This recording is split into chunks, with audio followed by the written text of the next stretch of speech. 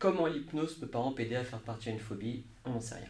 Comment l'hypnose peut aider quelqu'un qui aura un trouble du comportement alimentaire? On n'en sait rien. Comment l'hypnose peut permettre d'arrêter de fumer? On n'en sait rien.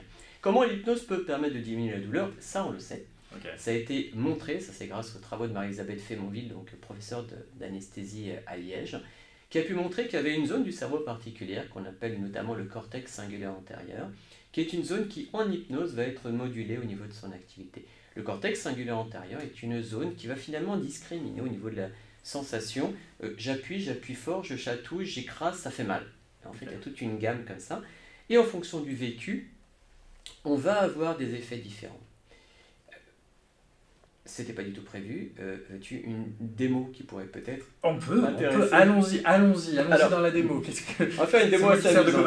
Eh bien oui, malheureusement, je n'avais absolument pas prévu. Vas-y. Tu couperas au montage si tu penses que ce n'est pas pertinent. Je ne couperai pas, nous continuons dans notre lancée. Alors, de quoi tu as besoin? Alors, tu vas voir. Ce que je vais faire, même si ça peut paraître un petit peu curieux, c'est la première démonstration que je fais à des patients qui veulent vivre un phénomène hypnotique. Et c'est également la première technique que j'enseigne quand je fais des formations. Est-ce que je peux emprunter ta main? Bah oui, bien sûr. Est-ce que donc, je peux prendre le doigt ici?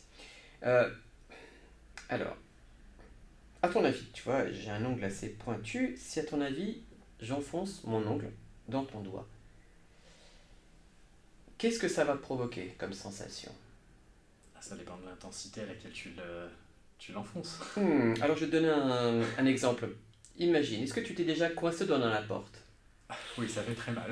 Ça fait très mal. Ok, donc si avec mon ongle j'écrase ton doigt, où est-ce que je vais provoquer le plus de douleur? À la base du doigt où il y a un os, ou à la base de l'ongle juste là où il y a toutes les terminaisons nerveuses? À ton avis? J'irai plus au niveau de l'ongle. Qu'est-ce qui se passe si j'appuie là, à ton avis? Je risque d'avoir une sensation très désagréable. On teste? Allez. Tu m'autorises?